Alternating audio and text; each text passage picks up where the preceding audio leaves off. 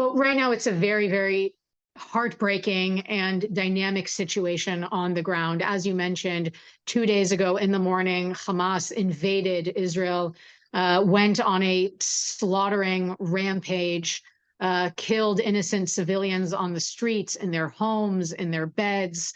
We've seen the horrific images of grandmothers and children and young people being kidnapped and dragged into Gaza. So the situation is a very, very dire situation right now.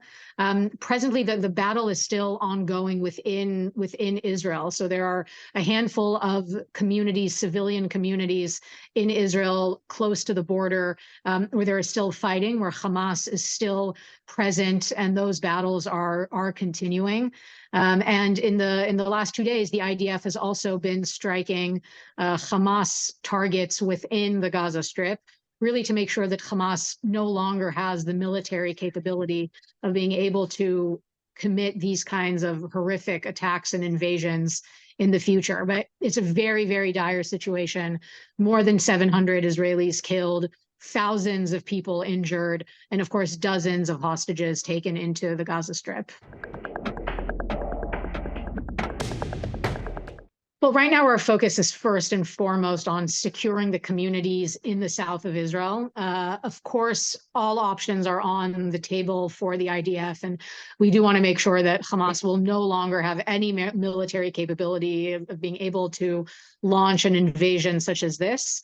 Of course, any sort of decision about a ground invasion will be made on the political level in the country, not by the IDF. But the focus right now on sort of the most short term is to secure the border, of course.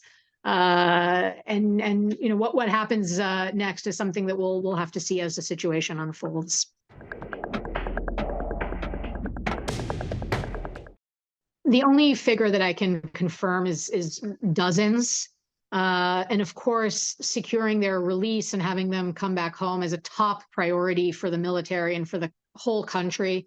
We are all devastated by what has happened and what we're seeing, and knowing that innocent civilians, that kids, families, grandmothers are taken hostage. And it is such a horrific crime against humanity, and something that it should horrify and disgust everybody. So of course, it's a top priority for us in this really complicated situation.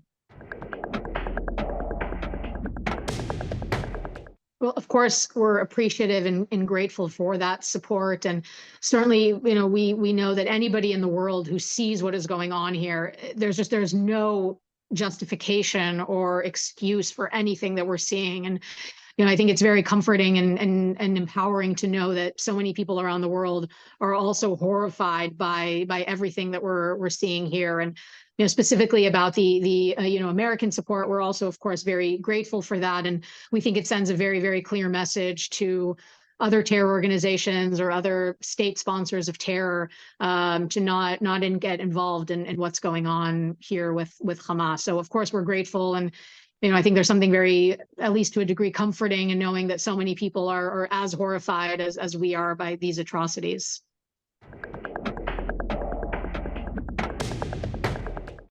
I don't see how anything can be justified. Anything that we're seeing now can be justified as self-defense. I don't see how slaughtering innocent people on the streets, how dragging children and grandmothers and innocent families into captivity, parading their bodies on the streets. I don't think that any reasonable person anywhere in the world could somehow think that that is self-defense.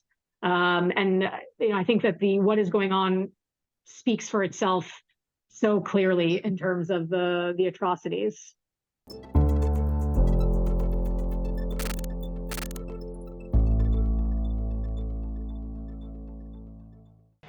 West Asia is at war again, and we are in the thick of it.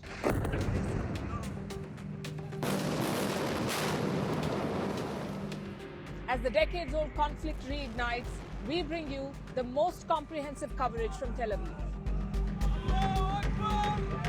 When war breaks out, you see a lot of movement, a lot of action at airports. Who is making gains? How is the world reacting? And what is the fallout? We'll be here bringing you all the action through the non-stop sirens and the flying rockets to bring you the full story.